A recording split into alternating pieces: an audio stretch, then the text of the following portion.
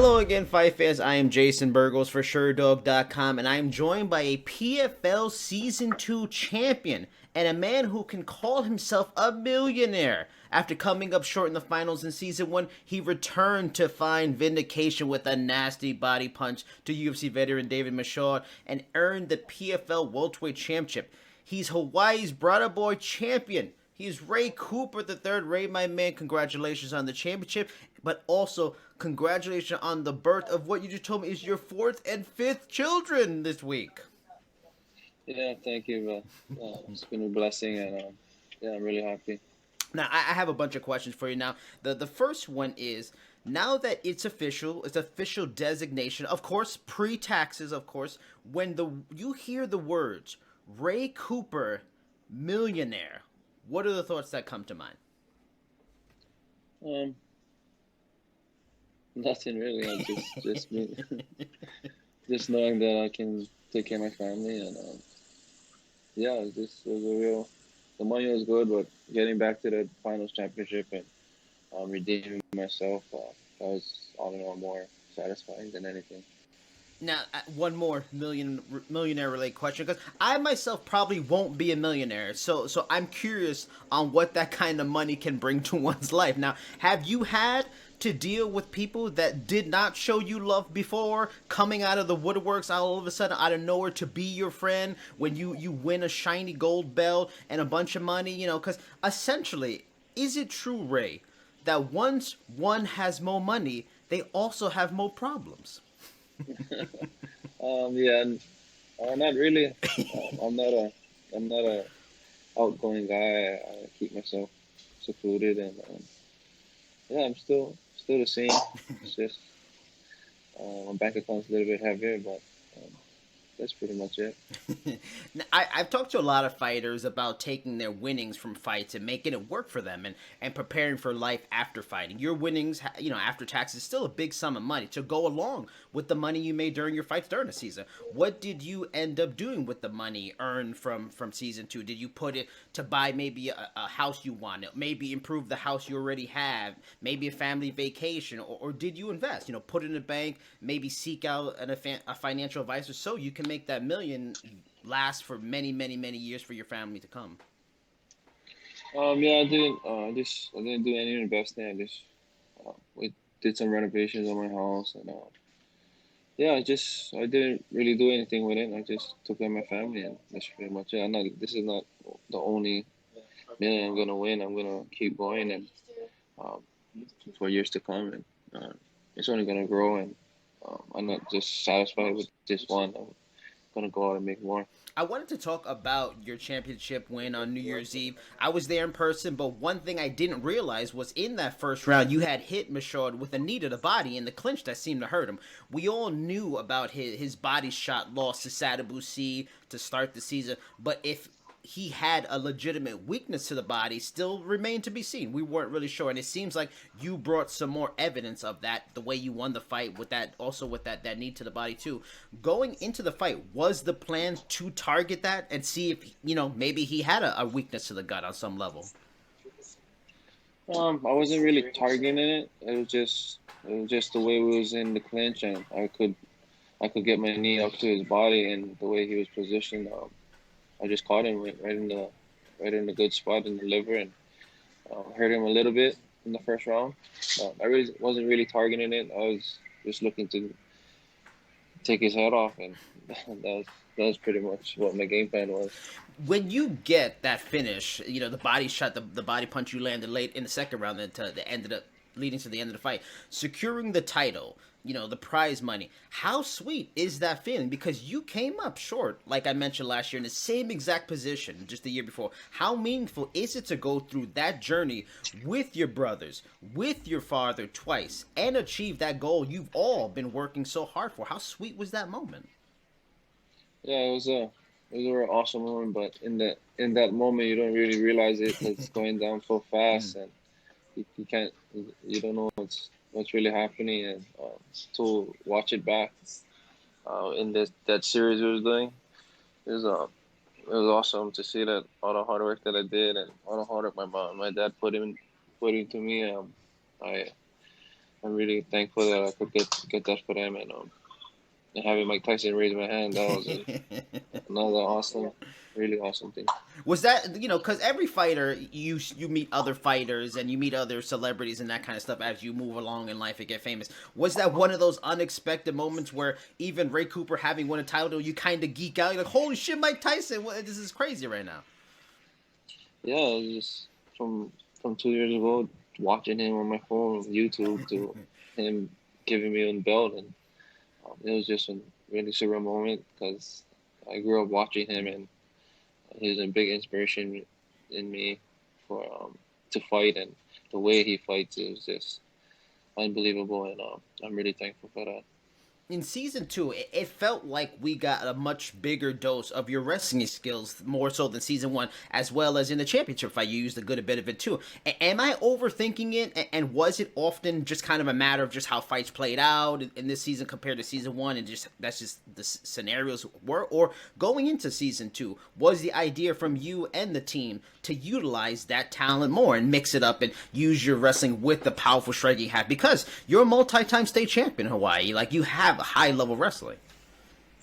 Yeah, I just kind of forgot about my wrestling in the first season. I was catching guys, but some of the guys you kind of just knock them out. You gotta use everything, and I grew up wrestling. My first martial art I did is wrestling, so I just had to mix it up more and be more mature in my fights, and not being so overly aggressive, and just using a little bit of strategy, use my wrestling more, and to set up my punches. And it worked out great this season, except for that one um, Yeah. bump I had in the road Yeah. when I got knocked out. Talk to me about that, because you're not the only guy that can say that. That's a high low wrestler, but then they get into the sport, find out they're a dynamic power punching striker, and kind of start going with that more than they're wrestling. What is it about it? Like, talk to me on like a psychological wrestler, because I'm sure you have your wrestling and that stuff like that. But what is it that once you know, oh, I can strike with anybody, I can knock a dude out when I want. Is it like a bloodlust? Is it just like I'd rather do this? Is it just simply it's more fun because you've been doing wrestling? I remember I talked to Jared Rosho last year. He talked about one fight he had last season. He chose to strike because he just wanted to. It was more fun to do it than wrestling, and he's like a high level collegiate wrestler. What is it that makes you say, I want to strike? I know I can wrestle, but I want to strike right now. It's just an addicting feeling, and from Hawaii, kids we fight on the street, so that's our first nature to stand and trade or stand and bang. That's what everybody says.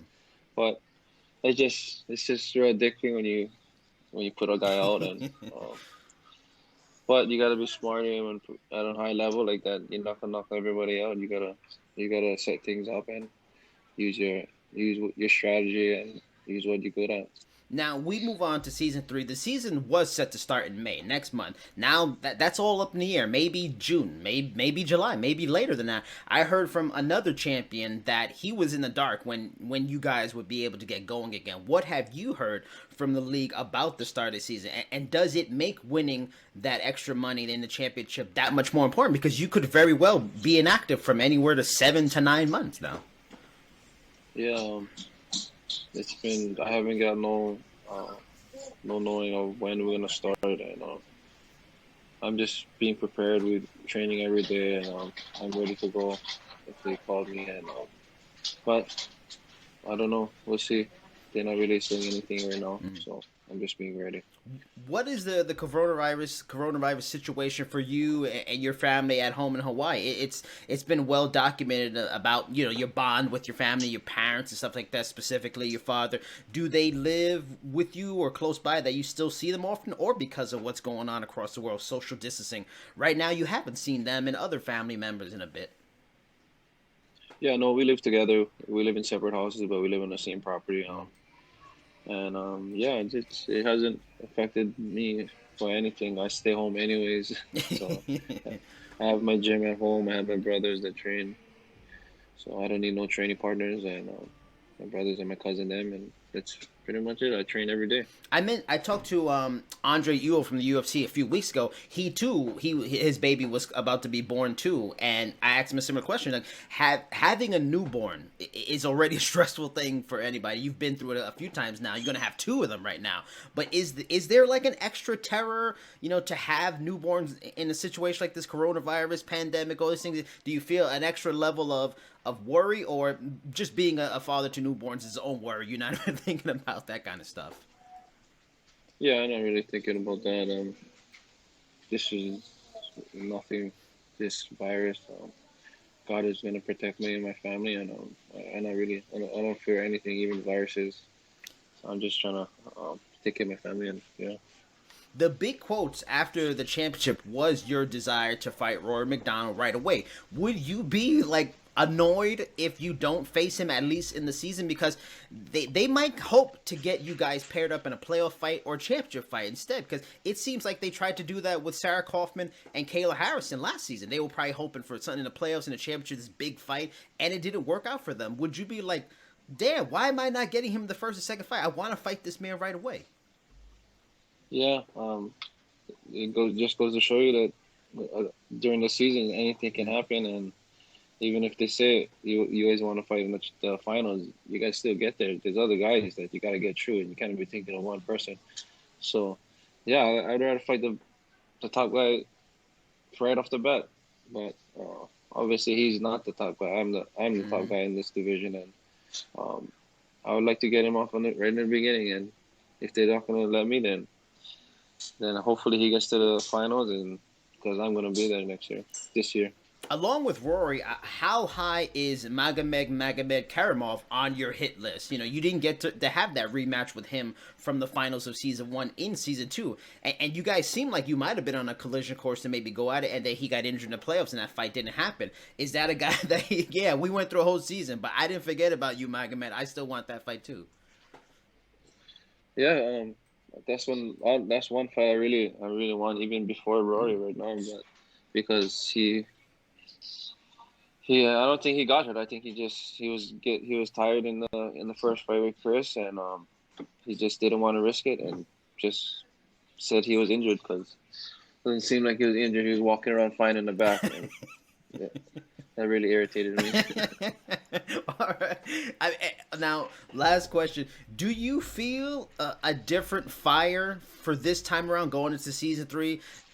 Having achieved the goal, is there some satisfaction that's changed things? You reached your goal, you became champion, or is it for you like you see a lot of champions? Do you feel that new motivation, that new fire? Because I gotta defend this title, I gotta defend this throne. Do you feel a difference in terms of motivation from season 1 going for the title into season 3 defending that championship you earned? Well, yeah. Um, once you win the title in a certain year, that you're the champion of that year.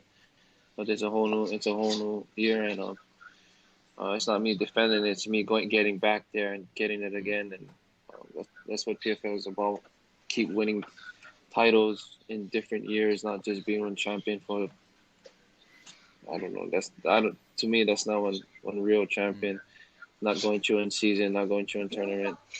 Like how big sports leagues do, like the NFL and the NBA. They go through a season, and at the end of the year, the champion. So yeah, it's just I'm just ready to go and get this year in and get back in the finals and win that second title. What you mentioned before, we've talked about in the past, you're a reserved guy, you chill, you stay with your family, you don't really go out too much and stuff like that, but becoming a champion of a major organization, winning a big prize, it brings attention. Like you said, you had a moment with Mike Tyson on national TV. Have you noticed like the fame? Has fame come to your life more than ever now that you're a champion? Are there more people following on social? Are there more people trying to get in contact with you and trying to sell you things or get you a part of businesses and get a piece of the Ray Cooper brand? Do you feel that? And is it like a new added pressure with being, going into season 3 that more people know you, more people expect more of you, and more people putting things on Yeah, I haven't got too famous, you? I would say. Probably a bit with the wrestling community down in Hawaii, Okay. with the younger kids that because I used to coach wrestling, this younger wrestling program, and I coach at my high school. So just with that, just seeing the kids and letting the kids know that you can make it big if you work hard, and you don't listen to anybody that tells you you can't do it just because we're from an island and we're far away from where competition is. Well, people can see you. You know what I mean. Down here, plenty of people they don't see good talent, and just for the kids to know that there's light. You guys can do it. You just gotta believe in yourself, and yeah. Is that a cool result of that maybe people don't think about when winning a championship, and that now you're an influencer, more people are looking at you in the community as a role model? Do you get to do more things in the community, and things in school and stuff like that you didn't get to do before because of your everybody knows you? That's really cool. You get to have an influence on kids and people in the area that you didn't have before. Yeah, it's I had it a little when I was fighting down here and wrestling, but now that I won that championship, it's just a big satisfaction for the kids to see that yeah, you can do it, and I love it. I love it to see that, and it's better than having the kids be on the streets and doing messed up things, and just to have the kids have something in their life and knowing that they can do it.